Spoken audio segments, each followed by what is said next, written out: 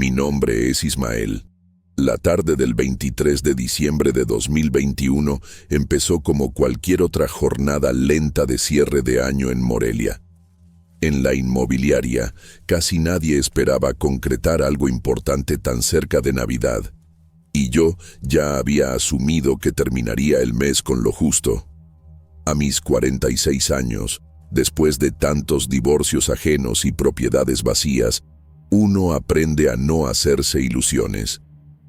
Por eso me sorprendió cuando mi superior me buscó a media tarde para avisarme que había surgido un comprador interesado en uno de los departamentos más difíciles de mover. Se trataba de un inmueble antiguo, en un edificio discreto de una colonia tranquila, lejos del centro turístico. Llevaba años sin venderse. Yo mismo había enseñado ese departamento varias veces sin éxito. El detalle que cambió todo fue la condición del comprador.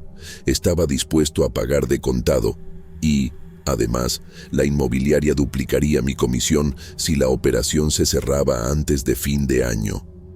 Atribuí esa urgencia al típico apuro fiscal y a la presión de cerrar ciclos, algo muy común en diciembre.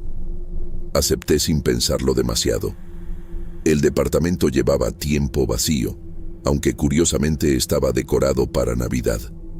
Esa decoración no era nueva, la habían colocado años atrás, cuando intentaron hacerlo más atractivo para posibles compradores y nadie se había molestado en retirarla. Árbol, guirnaldas, luces, esferas antiguas. Todo seguía ahí, detenido en el tiempo. En Morelia hay muchos lugares así, espacios que se quedan atrapados en una época y simplemente envejecen sin avanzar. Llegué al edificio poco antes de las 7 de la noche. Las calles cercanas estaban tranquilas, con ese silencio extraño que solo se siente cuando toda la ciudad parece estar reunida en casas ajenas, celebrando. El posible comprador ya me esperaba afuera. Era un hombre serio, bien vestido, de edad difícil de calcular. No sonreía, pero tampoco se mostraba hostil. Asentía con educación, escuchaba con atención, y eso me bastó para asumir que se trataba de alguien práctico. Mientras abría la puerta principal del edificio, noté que no estaba el portero. No me alarmó. En esas fechas, muchos se ausentan temprano para estar con la familia. El vestíbulo olía a humedad y a limpiador barato, un aroma que me resultaba familiar. Subimos por las escaleras, ya que el elevador llevaba meses fuera de servicio. Durante el trayecto, el hombre no hizo ninguna pregunta. Yo llené el silencio con comentarios rutinarios sobre la zona, la plusvalía, la tranquilidad del vecindario. Al llegar al piso, introduje la llave con esa sensación mecánica que se tiene cuando uno ha abierto la misma puerta demasiadas veces. El departamento se abrió con facilidad. Al encender la luz del recibidor, noté que algunas lámparas parpadearon. Pensé en una falla eléctrica antigua. El edificio tenía años y los cables no siempre estaban en buen estado. La primera impresión siempre era la misma. El contraste entre un espacio vacío y una decoración excesiva. El árbol de Navidad ocupaba casi toda una esquina de la sala. Estaba adornado con esferas grandes, algunas despintadas, y luces que, para mi sorpresa, estaban encendidas. Me pareció extraño, porque el suministro eléctrico del departamento debía estar cortado. Aún así, preferí no decir nada. No quería parecer nervioso ni supersticioso frente a un cliente. El hombre observaba todo con atención, pero sin expresión. No mostraba curiosidad ni sorpresa. Simplemente miraba, como si estuviera verificando algo que ya conocía. Esa actitud me incomodó un poco. La mayoría de los compradores hacen preguntas, comentan, comparan. Él no. Permanecía en silencio, con las manos relajadas, recorriendo el lugar con la mirada. Avancé hacia la sala, explicando las dimensiones, el potencial del espacio, la buena iluminación natural durante el día. Mientras hablaba, volví a notar el parpadeo de las luces del árbol. No seguían un patrón decorativo, sino uno irregular, casi errático. Me convencí de que era una falla del transformador antiguo que habían dejado conectado. El ambiente estaba frío, aunque afuera la temperatura no lo justificaba. Me ajusté la chamarra sin darle importancia. La soledad del departamento siempre había sido palpable, pero esa noche se sentía más densa, como si el aire costara un poco más de respirar. Le indiqué que pasaríamos a ver los cuartos. Caminé primero por el pasillo, encendiendo luces que tardaban en reaccionar. El silencio era absoluto, interrumpido apenas por el zumbido eléctrico de los focos viejos. El comprador me seguía a unos pasos de distancia. En ningún momento sentí su respiración, ni escuché el roce de sus zapatos, algo que solo noté más tarde, cuando empecé a repasar cada detalle en mi memoria. Los cuartos estaban vacíos, sin muebles, con closets abiertos y paredes amarillentas por el tiempo. Expliqué que ahí podía imaginarse una recámara principal amplia, que el otro espacio funcionaba bien como estudio o cuarto de visitas. Él asentía, siempre serio, como si cada palabra que yo decía confirmara algo que ya sabía. Al regresar hacia la sala, tuve una sensación breve pero clara de desorientación. Por un segundo, el pasillo me pareció más largo de lo habitual. Atribuí eso al cansancio y al estrés de las fechas. Había trabajado todo el día y aún no había cenado. Antes de entrar de nuevo a la sala, noté un aroma extraño, muy leve, casi imperceptible. Me recordó vagamente a especias, a algo caliente. No le di importancia en ese momento. Pensé que quizá venía de algún departamento cercano, donde ya estaban preparando la cena navideña. Crucé el umbral de la sala dispuesto a continuar con la visita, sin imaginar que ese departamento, al que había entrado tantas veces, estaba a punto de dejar de comportarse como un simple inmueble en venta. Al volver a la sala, algo no encajaba del todo, aunque tardé unos segundos en identificar qué era. Mi vista se fue directo al árbol de Navidad, quizá por costumbre, y entonces sentí una punzada incómoda en el estómago. Debajo del árbol había varios regalos. No eran muchos, pero sí lo suficientes como para resultar imposibles de ignorar. Cajas medianas, envueltas en papel brillante, con moños bien colocados. Mi mente intentó reaccionar con lógica, recordándome que ese espacio estaba vacío cuando entramos. Me quedé quieto unos instantes, repasando mentalmente la escena de minutos antes. Estaba seguro de que no había nada ahí. No era un detalle que pudiera pasarse por alto. Ese árbol siempre me había parecido exagerado precisamente por estar solo, sin regalos. Miré de reojo al comprador, esperando alguna señal de sorpresa, una sonrisa nerviosa, cualquier cosa que me indicara que él también encontraba aquello extraño. No vi nada. Su expresión seguía siendo la misma, serena, casi distante. Sentí una mezcla rara de vergüenza y confusión. Pensé que quizá alguien del edificio había entrado mientras estábamos en los cuartos, aunque no había escuchado pasos ni puertas. Esa explicación no me convencía, pero era la única razonable que encontraba.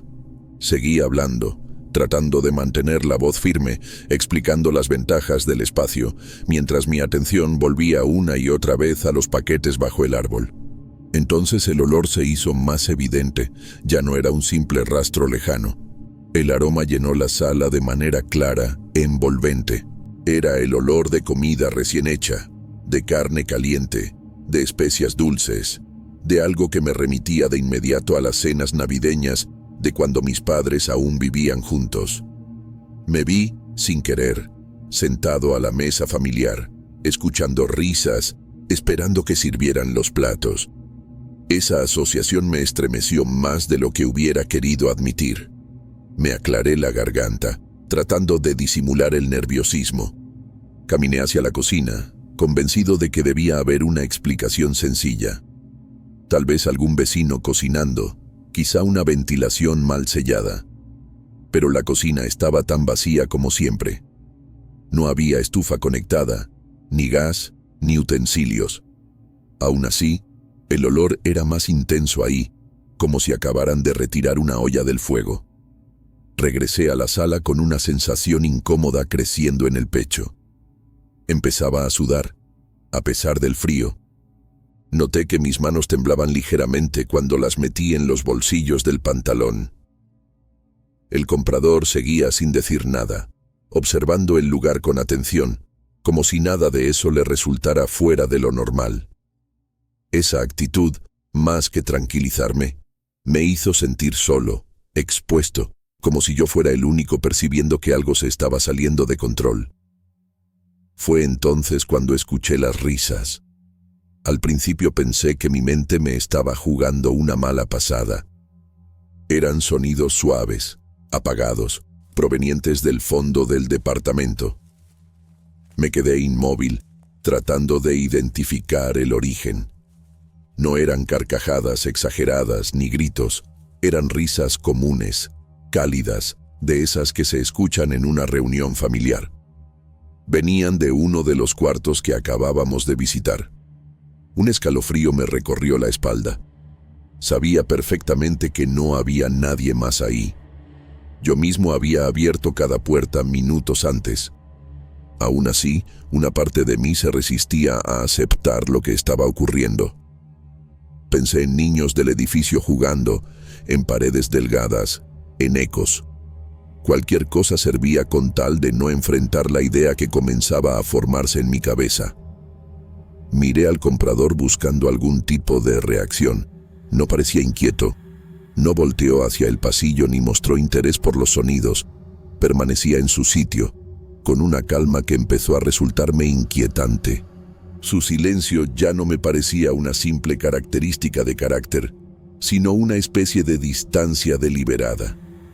Mi respiración se volvió más pesada.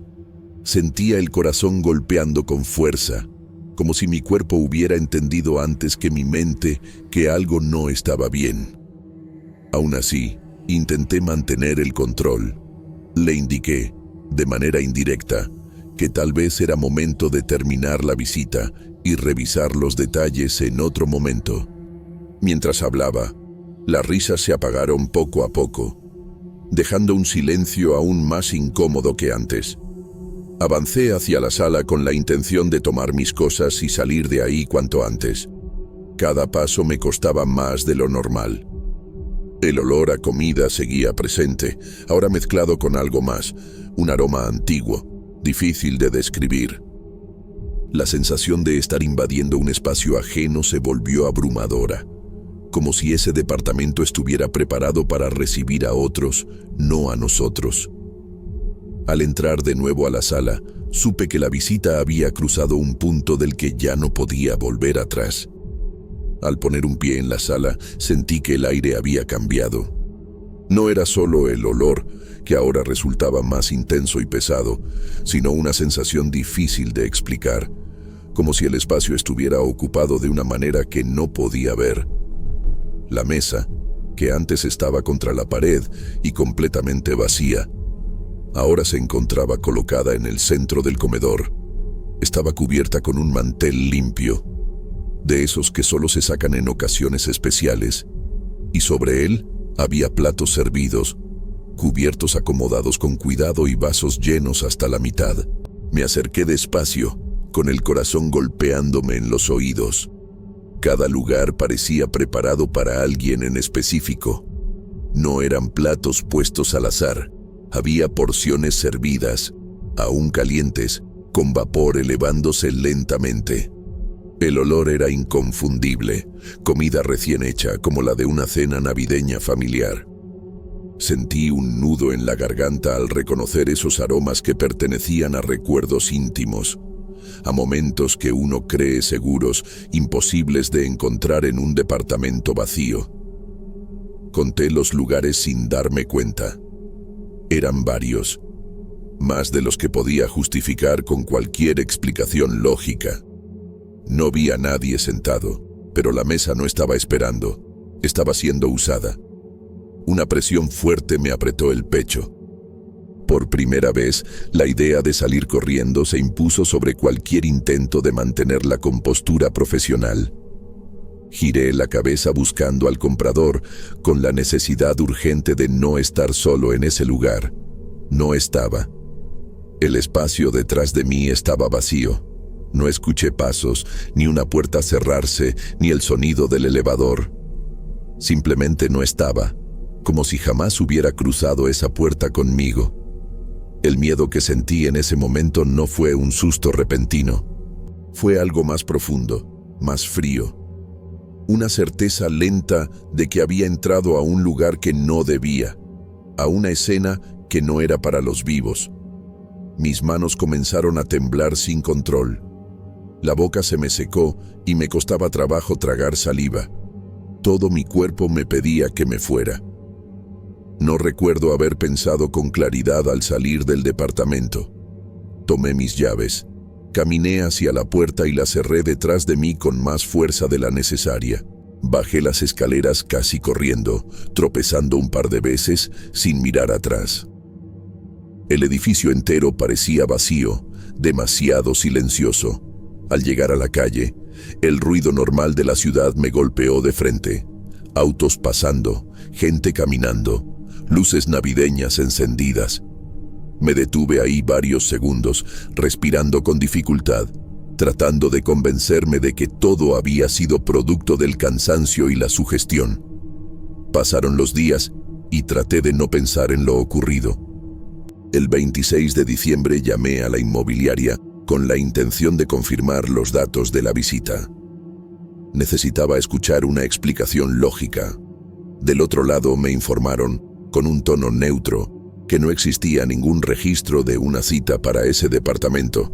Insistí, describí al comprador, el horario, la urgencia de la venta. Me respondieron que el inmueble llevaba años bloqueado para visitas y que nadie con esas características aparecía en el sistema. Colgué con una sensación de vacío difícil de describir.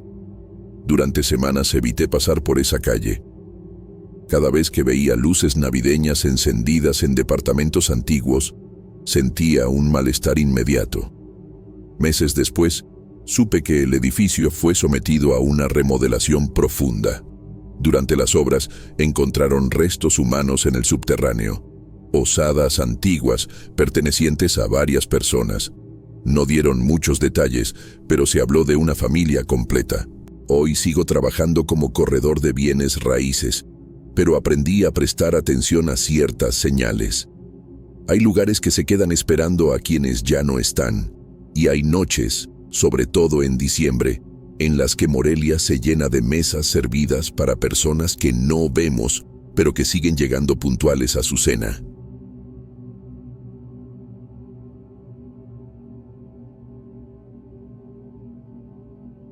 Ese diciembre en Uruapan había empezado como cualquier otro. El frío aparecía al caer la tarde. La ciudad se llenaba de puestos improvisados y el olor a buñuelos se mezclaba con el del café recién hecho. En casa tratábamos de mantener las costumbres, sobre todo por mis hijos.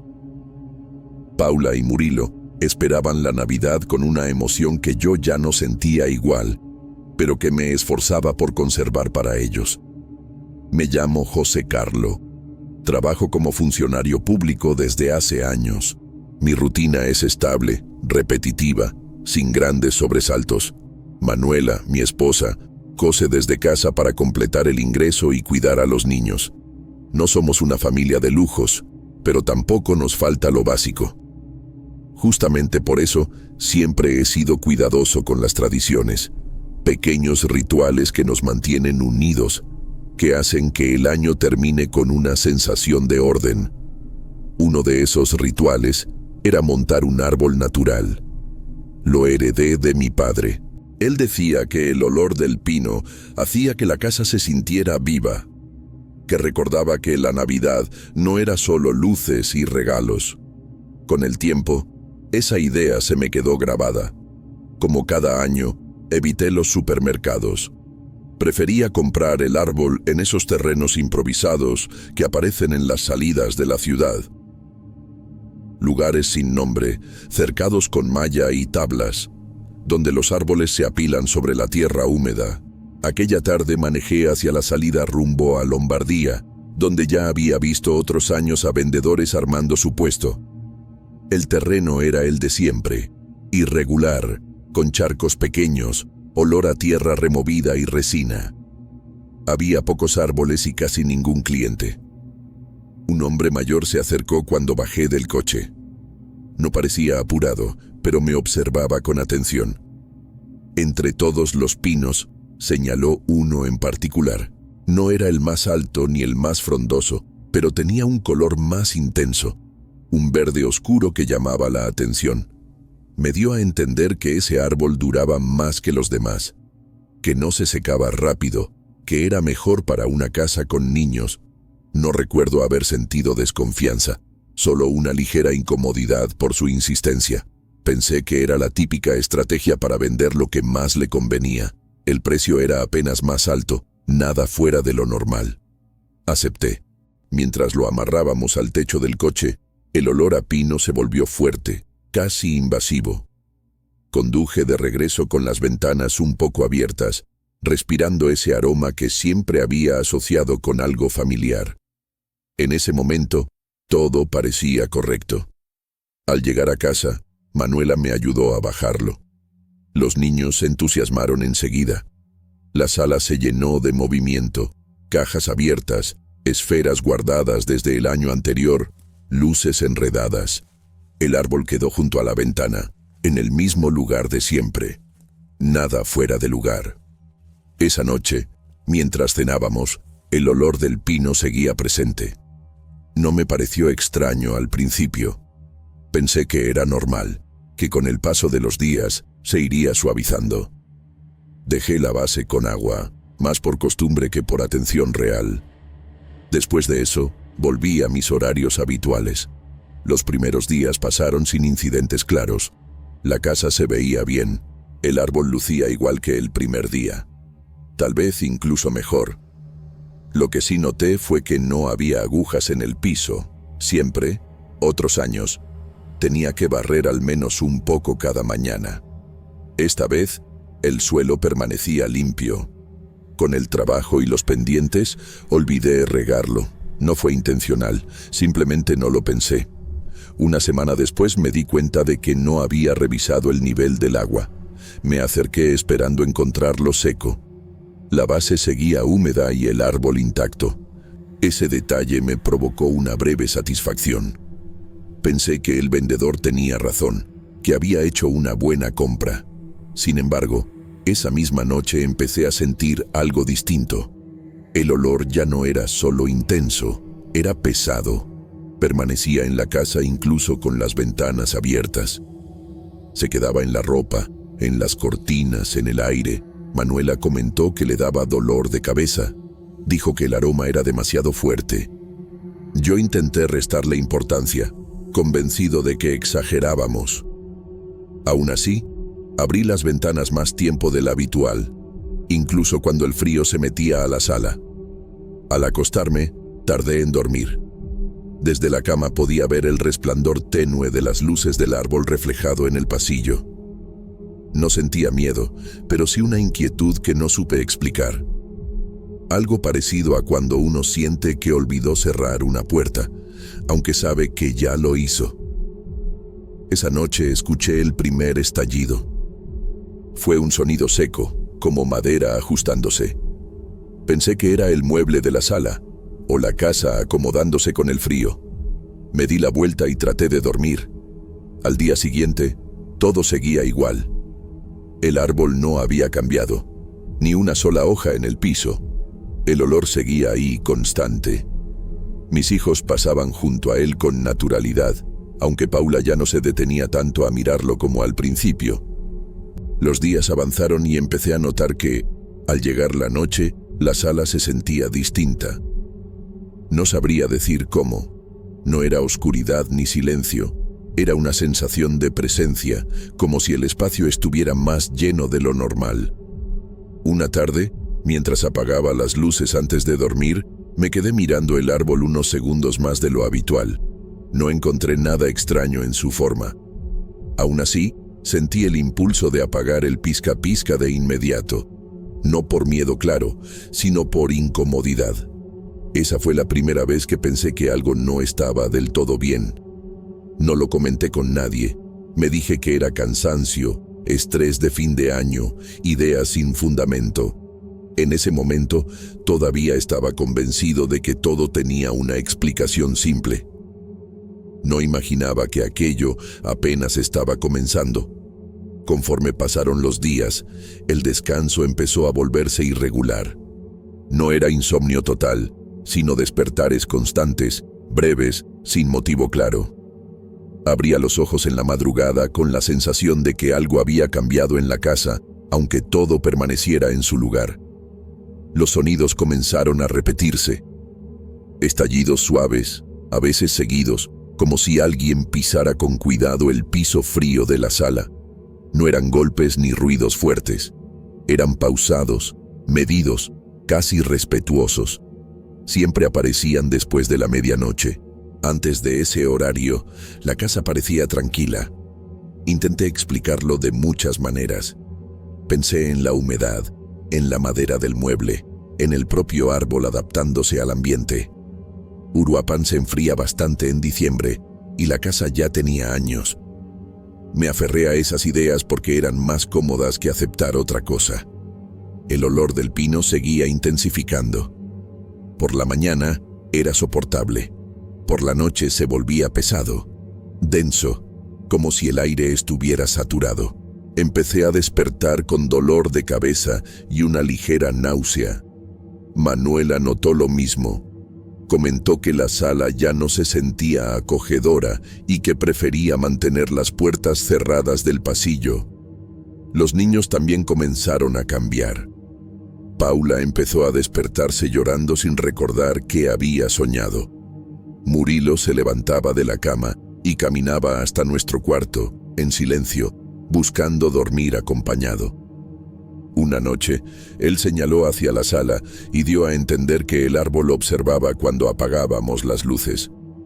Escuchar eso me produjo un frío interno difícil de describir. No reaccioné con miedo inmediato, sino con una incomodidad profunda. Pensé en cuentos, en imaginación infantil, en el ambiente cargado de la época. Aún así, esa idea se quedó conmigo más tiempo del que hubiera querido. Los adornos fueron el siguiente detalle. Una mañana encontré una esfera rota en el piso, justo debajo del árbol.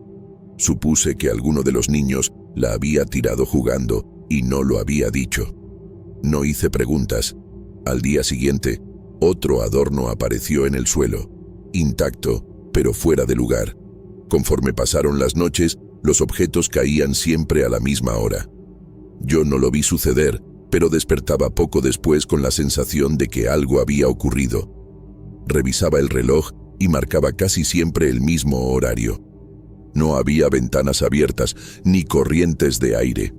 Los niños dormían conmigo o con Manuela, lejos de la sala.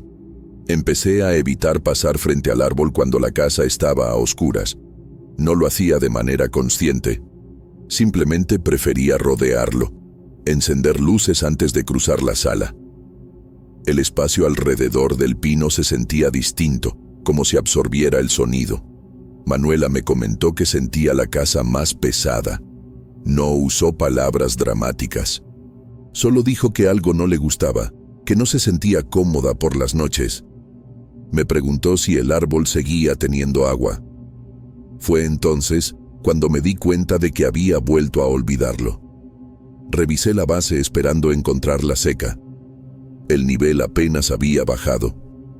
El tronco seguía firme. Las ramas flexibles, las hojas verdes. Ese detalle, que al principio me había parecido positivo, empezó a inquietarme. Una noche desperté con un sonido más claro que los anteriores. No fue un estallido, fue un movimiento continuo, lento. Permanecí inmóvil en la cama, escuchando. No tuve el valor de levantarme ni de encender la luz. Sentí el corazón acelerarse y una presión en el pecho que no había sentido antes. El sonido cesó de repente. El silencio posterior fue más inquietante que el ruido. Tardé mucho en volver a dormirme. A partir de entonces, el ambiente en casa se volvió tenso. Las conversaciones eran más cortas. Todos estábamos cansados. Los niños se negaban a quedarse solos en la sala. Paula evitaba pasar cerca del árbol, aunque no decía nada. Conforme se acercaba la víspera de Navidad, empecé a sentir una urgencia difícil de explicar. Algo dentro de mí me decía que debía hacer algo, aunque no supiera qué.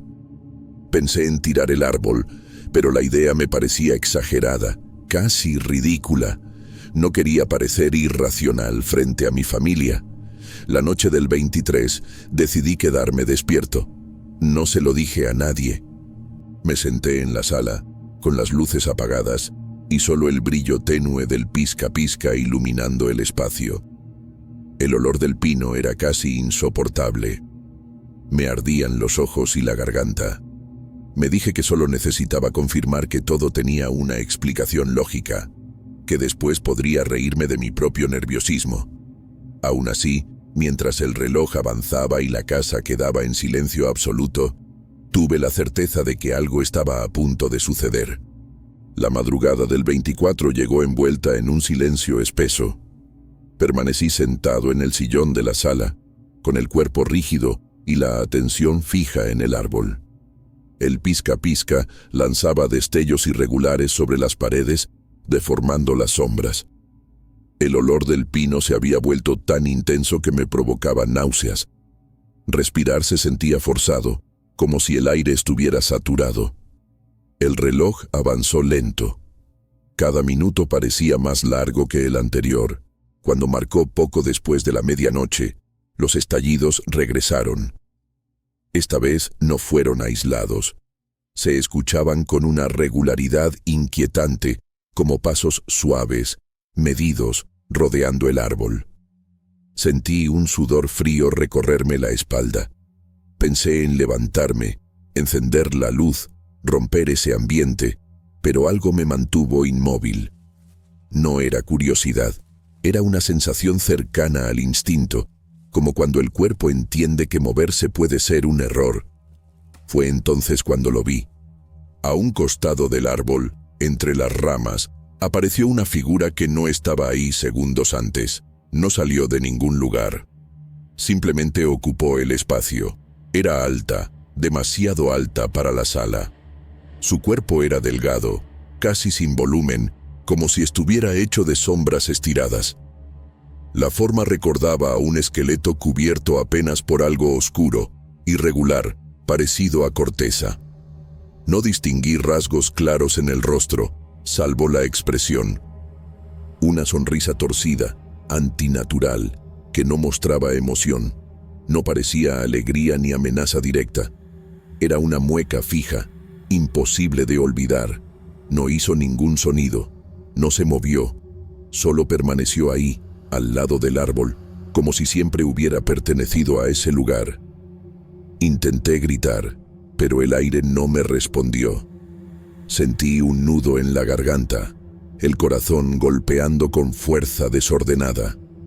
Todo mi cuerpo reaccionó con pánico, pero mi mente se negaba a aceptar lo que veía. Busqué alguna explicación, cualquier cosa que me sacara de ese momento. La figura desapareció de la misma forma en que había aparecido, sin transición, sin ruido. El espacio volvió a quedar vacío, ocupado solo por el árbol y sus luces. Tardé varios segundos en reaccionar. Cuando el cuerpo volvió a responderme, me levanté de golpe. Me acerqué al árbol con manos temblorosas. El olor era insoportable. Sentí arcadas. Sin pensarlo más, arranqué el tronco de la base. El agua se derramó sobre el piso. Me lastimé las manos, pero no me detuve. Saqué el árbol de la casa antes de que amaneciera. Lo dejé en la banqueta, sin preocuparme por la hora ni por las miradas. Al cerrar la puerta, sentí un alivio inmediato, aunque el temblor no se fue. Esa misma mañana salí a comprar un árbol artificial. Pequeño, sencillo, sin olor. Solo necesitaba algo que calmara a los niños y evitara preguntas. Manuela notó mi estado, pero no insistió. Yo tampoco expliqué nada con claridad. No hubiera sabido cómo hacerlo. La casa recuperó poco a poco su silencio normal. Los niños durmieron mejor esa noche. El aire se sintió limpio por primera vez en días.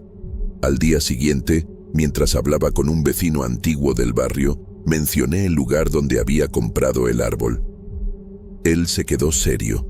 Me comentó que ese terreno llevaba años dando problemas, que antes había sido usado como un cementerio clandestino, en tiempos difíciles de la región. Enterramientos irregulares, gente que nunca tuvo un lugar oficial. Escuchar eso no me sorprendió como debería. Solo confirmó una sospecha que ya estaba instalada en mí. No afirmo que el árbol trajera algo con él. No puedo probarlo. Solo sé lo que vi y lo que sentí. Desde entonces, no he vuelto a comprar árboles naturales. El olor del pino me provoca un rechazo inmediato. Me devuelve a esa madrugada. Mis hijos dejaron de hablar del tema con el tiempo, pero durante meses durmieron con la luz encendida. Yo también. No cuento esto para convencer a nadie. Lo hago porque hay cosas que se mezclan con las tradiciones sin que uno lo note. A veces, lo que parece inofensivo viene cargado de historias que no se secan, por más que pase el tiempo.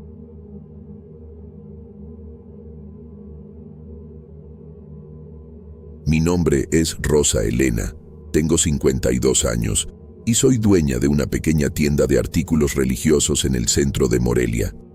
La tienda, que heredé de mi padre, está llena de figuras de barro, vírgenes, santos y velas que siempre estuvieron en la familia.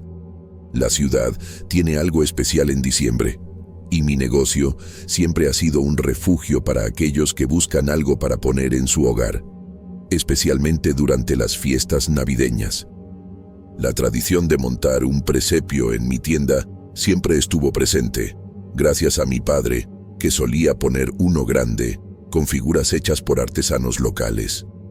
Aunque no soy una persona muy supersticiosa, me gusta preservar esa costumbre. Sin embargo, el año pasado, antes de las fiestas, me encontré con algo que no había esperado. Un día, mientras organizaba el depósito, descubrí una caja vieja, escondida detrás de un montón de telas. La caja estaba cubierta de polvo y telarañas, como si nadie la hubiera tocado en años. Dentro de ella, encontré las piezas de un presepio de barro. Eran figuras pequeñas, algunas desgastadas, otras rotas, pero lo que me llamó la atención fue su aspecto antiguo. Parecían ser mucho más viejas que las piezas que solíamos tener en la tienda. Había algo en ellas que me incomodó, pero al mismo tiempo me sentí atraída por su historia desconocida. Decidí entonces montarlo en la vitrina pensando que podría atraer a más clientes.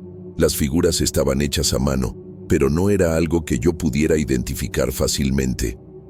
Había un niño Jesús, una Virgen María, algunos pastores y animales. Aunque eran bonitas, algo en su apariencia me hizo sentir que había algo extraño, algo que no encajaba con lo que solíamos tener en la tienda. Al principio, todo parecía normal. Los primeros días, la tienda estaba llena de visitantes, admirando las figuras del presepio. Sin embargo, empecé a notar detalles que no me gustaron. Las figuras de barro, en especial los pastores y los animales, cambiaban de posición por sí solas. Al principio pensé que podría haber sido el viento o algún movimiento accidental al limpiar, pero pronto me di cuenta de que no era tan simple. Una figura que había colocado de pie al lado de la Virgen se encontraba acostada al día siguiente, como si alguien la hubiera movido con una mano invisible. Lo que más me inquietaba era el niño Jesús. Cada mañana lo encontraba sucio, como si hubiera sido arrastrado por el suelo. Lo limpiaba con cuidado, lo ponía de nuevo en su lugar y al día siguiente siempre estaba con tierra en su cuerpo. No era algo que pudiera explicarme. ¿Cómo podía la tierra llegar hasta él? Lo que me molestaba aún más era que, aunque limpiaba todo con esmero, siempre parecía estar un poco más sucio de lo que había dejado la noche anterior. Una noche, después de cerrar la tienda, me quedé sola en el local. terminando de organizar unos papeles. Estaba tranquila, pero al salir hacia el depósito para guardar algunas cosas, escuché unos pasos. No eran ruidos de la calle ni el sonido del viento, como me había ocurrido otras veces. Eran pasos muy claros, como si alguien estuviera caminando dentro del depósito, donde guardo cajas y muebles viejos. Me di prisa para abrir la puerta del depósito y encender la luz. Pero al hacerlo, todo estaba en su lugar. No había nadie. Pensé que tal vez había sido el sonido de algo cayendo o el ruido de la estructura de la tienda, pero algo dentro de mí me decía que no era algo tan simple. Cerré la puerta con rapidez, aunque, en el fondo, sentí que algo o alguien me estaba observando. Las noches siguientes fueron cada vez más extrañas. Aunque intentaba no pensar en ello, los ruidos se intensificaron. Se escuchaban pasos en el depósito y, en ocasiones, incluso el sonido de gritos suaves, como si vinieran de lejos. Me convencí de que era mi imaginación, que tal vez el cansancio me jugaba malas pasadas, pero algo en mi interior no dejaba de inquietarme. La situación empeoró cuando un cliente, un hombre mayor de la ciudad, se acercó al escaparate y observó el presepio con detenimiento. Lo miraba fijamente con los ojos entrecerrados, como si estuviera reconociendo algo. «Es un bonito conjunto», me dijo, pero con una voz que sonaba distante, como si estuviera en trance. No dijo nada más, solo se fue, y yo no supe qué pensar. Al día siguiente, noté algo extraño. Uno de los animales de barro, un buey que había colocado junto al niño Jesús, se rompió sin razón. El pedazo de barro estaba en el suelo, como si alguien lo hubiera arrojado. Al principio pensé que fue un accidente, pero pronto comenzaron a ocurrir más incidentes así. ¿Qué estaba pasando? Una tarde, mientras limpiaba nuevamente el escaparate, vi que la figura de la Virgen María estaba mirando hacia el lado opuesto de donde la había dejado. No era posible. Estaba completamente segura de que la había colocado en su lugar, mirando hacia el niño Jesús, como siempre. Algo no estaba bien. La tensión comenzó a crecer. Cada vez que me acercaba al presepio, sentía un escalofrío recorrer mi espalda. Pensé que tal vez debía dejarlo en su lugar hasta después de las fiestas, pero algo dentro de mí no me permitía moverlo. Sentía que el presepio me estaba llamando, pero no sabía qué quería de mí. Los días siguientes a esos primeros sucesos me hicieron sentir cada vez más agotada y temerosa. La tienda ya no era un lugar tranquilo donde recibía clientes y amigos. Se había convertido en un espacio donde cada sombra me hacía estremecer. Cada crujido del piso me hacía contener la respiración. Ya no me atrevía a abrir el depósito sin encender todas las luces, aunque aún así sentía que algo me observaba desde la oscuridad de las cajas y estantes. Las figuras del presepio empezaron a mostrar un comportamiento más perturbador. Los animales de barro, que antes solo se movían o se caían, comenzaron a romperse sin explicación. Cada mañana encontraba pequeños fragmentos esparcidos por la vitrina o el piso del depósito. No podía entender cómo sucedía. No había corrientes de aire fuertes, nadie entraba a la tienda después de mi partida, y aún así, cada día aparecían nuevos daños. La sensación de que algo quería comunicarse conmigo crecía con cada hallazgo. Pero lo que realmente me helaba la sangre era el niño Jesús. Ya no solo aparecía sucio, su rostro y sus manos mostraban marcas extrañas, como si la tierra se hubiera incrustado en su piel de barro, y en ocasiones parecía que sus ojos miraban hacia mí con una intensidad que no podía ignorar. Me preguntaba si estaba volviéndome loca, si era la soledad de las noches largas, pero incluso durante el día, mientras atendía a los clientes, sentía un peso extraño en la espalda, como si alguien estuviera detrás de mí, observando cada movimiento. Comencé a tener sueños inquietantes. En ellos escuchaba niños llorando en la oscuridad, sollozos suaves que se mezclaban con el sonido de pasos sobre el piso de madera del depósito. Trataba de despertarme, de decirme a mí misma que era solo mi imaginación, pero el llanto continuaba, persistente y doloroso. Sentía miedo y culpa al mismo tiempo, como si hubiera algo que debía hacer para detener aquello, pero no sabía qué. La noche de la víspera de Navidad se acercaba y la tensión dentro de mí se volvió insoportable. Todo parecía intensificarse. Los pasos eran más claros, los fragmentos de barro más numerosos, y el niño Jesús ya no solo aparecía sucio, sino con rasgos que me perturbaban profundamente, como si mostrara dolor o sufrimiento. La tienda estaba silenciosa, solo interrumpida por el viento que soplaba entre las calles empedradas de Morelia, y aún así sentía que el presepio emitía una presencia viva, una energía que no comprendía. Al amanecer del 24 de diciembre, me levanté con un presentimiento que me hizo temblar. Fui a la vitrina y lo que encontré me dejó sin aliento. La escena del presepio había cambiado de manera aterradora. El niño Jesús había desaparecido de su lugar y, en su lugar, una figura de una niña muerta de barro estaba tendida en el pesebre. Sus rasgos eran dolorosos, deformes, y su cuerpo estaba marcado como si hubiera sido enterrado y desenterrado por la tierra misma. Sentí un terror profundo, un miedo que no se parecía a nada que hubiera experimentado antes. Me apoyé en el mostrador, temblando, con el corazón acelerado, sin saber si estaba despierta o atrapada en una pesadilla. Recordé entonces algunas conversaciones con un artesano local que solía traerme piezas para la tienda. Me contó que ese presepio perteneció a un hombre que había perdido a su hijo y, desesperado, había hecho una especie de ofrecimiento al presepio, entregando simbólicamente la alma de su hijo con la esperanza de traerlo de vuelta. Nadie sabe qué escuchó ese hombre, pero su hijo nunca regresó. La historia decía que él perdió la razón, que veía al niño en todas partes, deformado, siendo consumido por los gusanos de la tierra. Esa historia me heló la sangre, porque de alguna manera sentía que algo de eso estaba reflejado en mi vitrina. No podía dejar las figuras allí.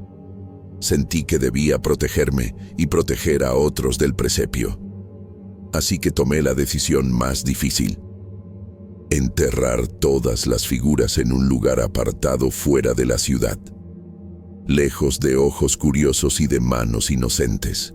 Mientras cavaba, sentía un peso invisible sobre mis hombros, como si el presepio se resistiera a ser separado de mí, a ser llevado a un lugar donde no pudiera influir sobre nadie más. Después de enterrar cada pieza, volví a la tienda, cerré la puerta con cuidado y encendí solo unas pocas luces para dejar todo en silencio. El aire frío de Morelia entraba por la ventana, y aunque la ciudad seguía viva con los preparativos de la Navidad, yo sentí un alivio silencioso y un miedo persistente que no me abandonaría nunca del todo. Cerré la tienda antes de lo habitual ese diciembre y supe que ese presepio, aunque aparentemente inofensivo, contenía un lamento antiguo y una fuerza que no debía ser despertada nuevamente. Desde entonces, cada Navidad siento un escalofrío cuando veo figuras de barro en las vitrinas, porque sé que algunos objetos cargan historias que van más allá de lo que podemos entender, y que hay penas humanas tan profundas que, cuando se mezclan con la desesperación, pueden dejar huellas imborrables en lo que parecen ser simples juguetes o figuras de devoción.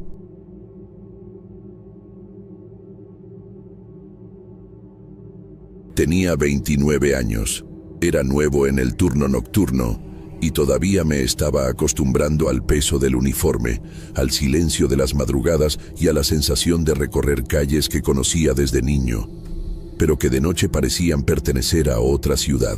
La plaza principal, la Vasco de Quiroga, siempre había sido un lugar familiar para mí, llena de turistas, música y movimiento durante el día, pero después de medianoche se volvía amplia, fría y extrañamente solemne. Las rondas nocturnas solían ser tranquilas, casi monótonas. Caminaba despacio, revisaba las bancas, los portales, los accesos a las calles cercanas y escuchaba el sonido constante de mis botas sobre la piedra. El aire olía a humedad y a lago, y el eco de cualquier movimiento se amplificaba entre las fachadas antiguas. Al principio, esa calma me ayudaba a concentrarme y a sentir que estaba haciendo lo correcto, cuidando un lugar que conocía bien. Una de esas madrugadas, poco después de las 2, vi a una persona sentada en una de las bancas cercanas al centro de la plaza. No parecía fuera de lugar. Pensé que podía ser algún vecino que no podía dormir o alguien esperando transporte temprano. Mantuve el paso normal, siguiendo el protocolo, con la intención de acercarme y verificar que todo estuviera en orden. Mientras avanzaba, no sentí nada extraño, solo la rutina de siempre. Al dar unos cuantos pasos más, la banca ya estaba vacía. No escuché pasos, ni movimiento, ni vi a nadie alejarse. Me detuve un momento, mirando alrededor, tratando de entender cómo alguien pudo irse tan rápido sin que yo lo notara. Me dije que seguramente había sido una distracción mía, una sombra mal interpretada o simplemente el cansancio acumulado del turno nocturno. Conforme pasaron los días, la situación empezó a repetirse. Siempre era de madrugada, siempre en la plaza, siempre personas sentadas en las bancas que desaparecían al acercarme. A veces parecía ver 2 figuras, otras solo una, pero el resultado era el mismo. Cuando estaba lo suficientemente cerca como para distinguir detalles, ya no había nadie. Intenté convencerme de que la iluminación, la neblina ligera o el contraste de sombras estaban jugando conmigo. A pesar de eso, algo empezó a incomodarme de verdad. No era miedo todavía, sino una sensación persistente de rareza, como si la plaza estuviera reaccionando a mi presencia.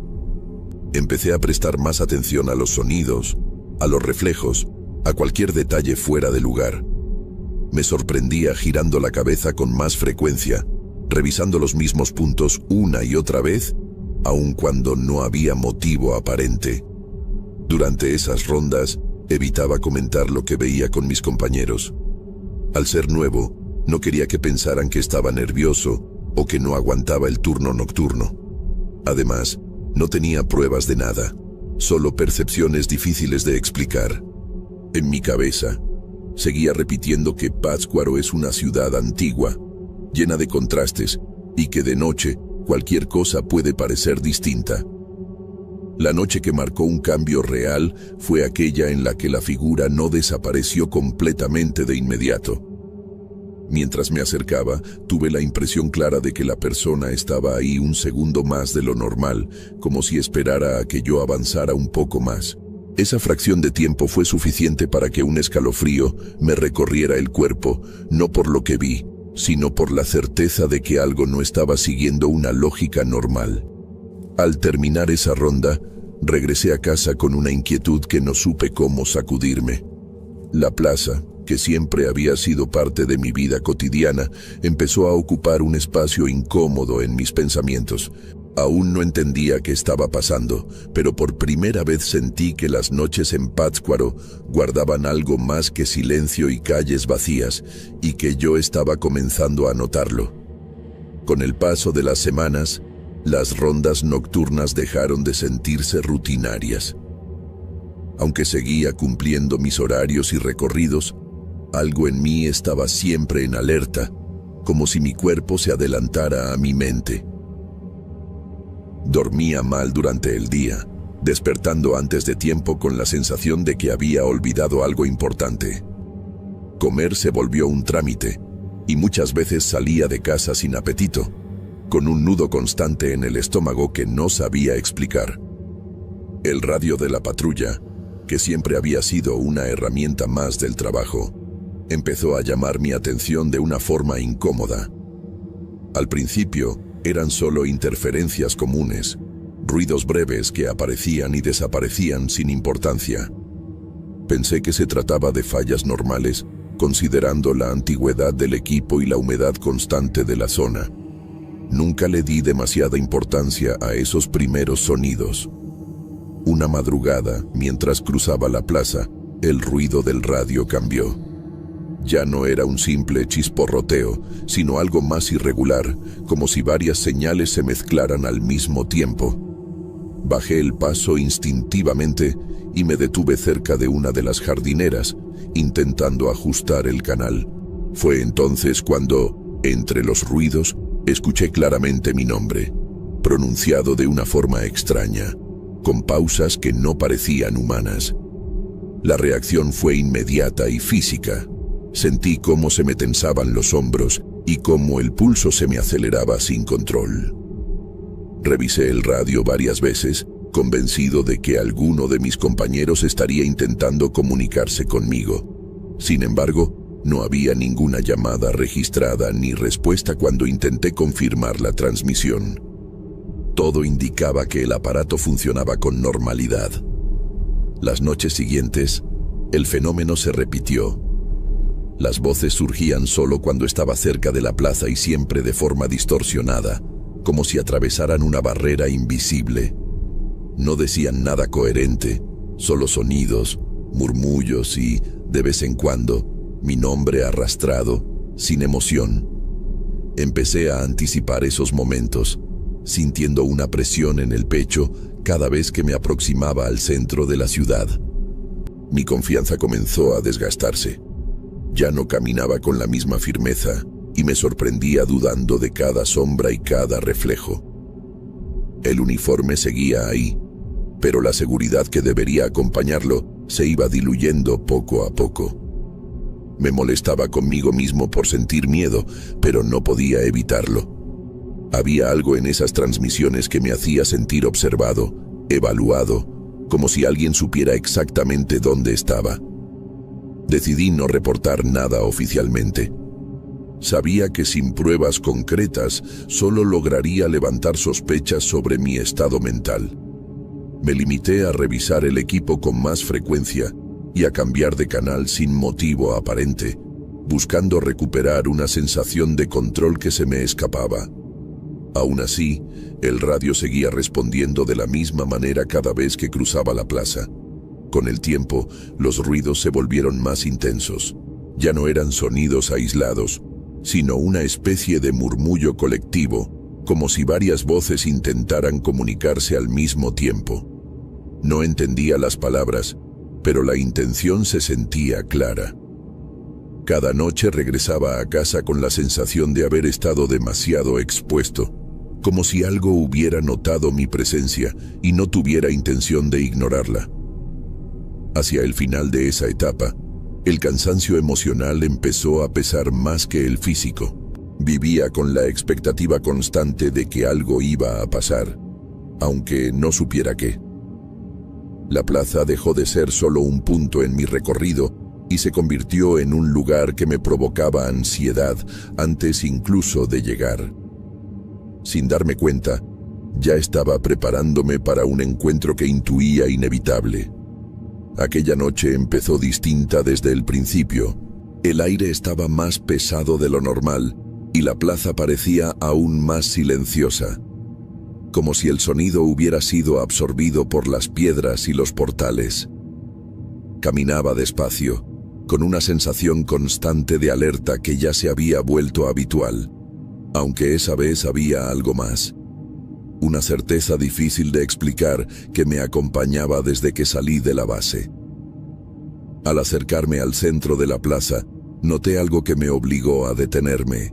Alrededor de la fuente había varias personas de pie, formando un círculo irregular. No estaban hablando ni moviéndose, simplemente permanecían ahí, muy juntas, con los cuerpos orientados hacia el interior.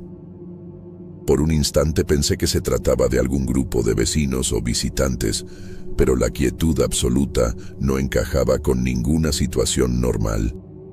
Avancé unos pasos con cautela, intentando distinguir mejor las figuras. La iluminación apenas alcanzaba para mostrar sus siluetas y la ropa que llevaban era sencilla, en tonos apagados. como la de gente común de la ciudad. No vi mochilas, bolsas, ni objetos que justificaran su presencia a esa hora.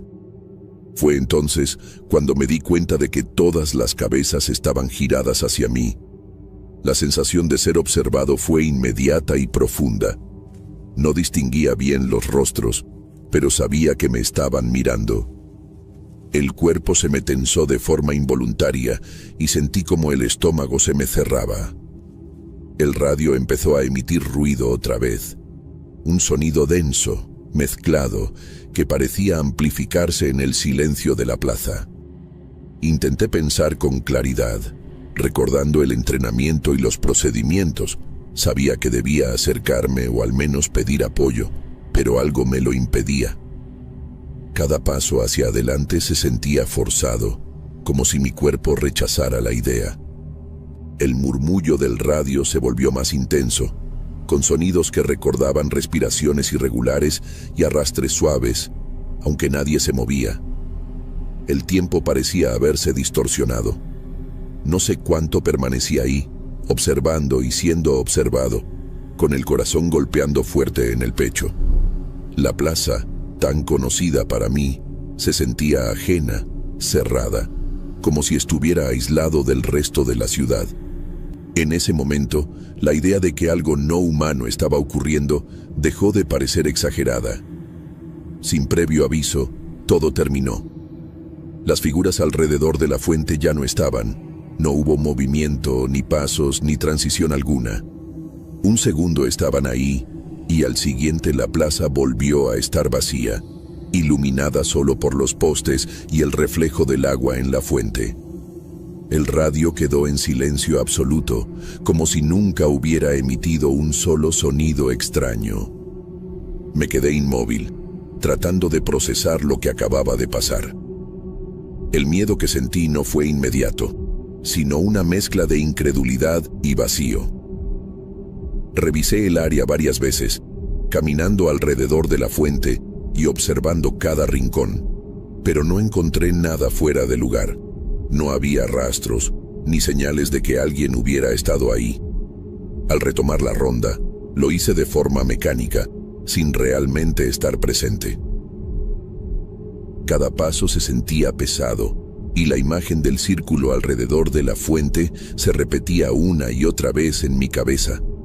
Sabía que algo había cambiado esa noche, aunque no pudiera explicarlo, y que ya no volvería a recorrer la plaza de la misma manera. Después de esa noche, nada volvió a acomodarse del todo. Continué presentándome a trabajar, pero ya no era el mismo. Las imágenes de la plaza regresaban sin aviso, incluso en momentos tranquilos del día, y mi cuerpo reaccionaba como si aún estuviera ahí, frente a la fuente. Me costaba concentrarme en tareas simples, y cualquier ruido parecido a una interferencia me hacía sobresaltarme. El descanso dejó de cumplir su función. Dormía a ratos, con sueños fragmentados en los que volvía a caminar por la plaza vacía, sintiendo esa presencia silenciosa alrededor. Al despertar, la sensación no se iba, se quedaba adherida al cuerpo, como un cansancio que no se quita con horas de sueño. Empecé a notar que evitaba salir de casa al anochecer, aun cuando no tenía turno. Durante las rondas siguientes, mi ansiedad se hizo evidente. Me detenía más de lo necesario, revisaba los mismos puntos varias veces y mantenía la mano cerca del radio sin darme cuenta. El simple hecho de acercarme a la plaza me provocaba una presión en el pecho difícil de controlar. Entendí que no podía seguir ignorando lo que me estaba pasando. El proceso para solicitar el alejamiento médico fue más difícil de lo que esperaba. Explicar lo que sentía sin mencionar directamente lo que había visto me dejó una sensación de vergüenza y frustración. Hablé de insomnio, de ansiedad, de episodios de desorientación. Sabía que no tenía pruebas de nada y que lo único que podía ofrecer eran mis propias reacciones. Cuando finalmente me autorizaron el descanso, sentí alivio, pero también una especie de derrota. Dejar el turno nocturno se sentía como aceptar que algo me había superado. Aún así, sabía que era necesario. Mi cuerpo ya había marcado un límite claro, uno que no podía seguir cruzando sin consecuencias. Con el tiempo, los síntomas se fueron atenuando, pero no desaparecieron por completo. Cambié rutas, horarios y hábitos. Evité pasar por la plaza de noche, incluso cuando no había razón para hacerlo.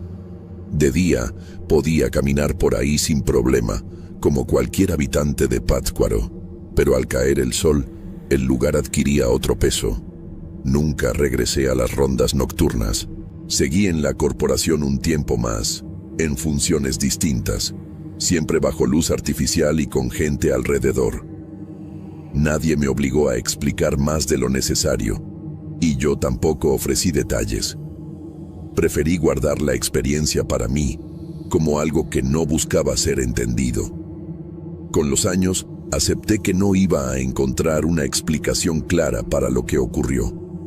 No intento convencer a nadie ni darle un sentido extraordinario. Solo sé lo que sentí y lo que vi. Algunas ciudades, especialmente las antiguas, tienen momentos que no están hechos para ser observados demasiado de cerca. Hoy sigo viviendo en Pátzcuaro y respeto sus silencios. Cuando paso cerca de la plaza al anochecer, mantengo la distancia sin pensarlo demasiado. No es miedo lo que siento, sino una certeza tranquila de que hay rutinas que no nos pertenecen. Aprendí que, a veces, lo más prudente es no insistir en mirar donde claramente no somos bienvenidos.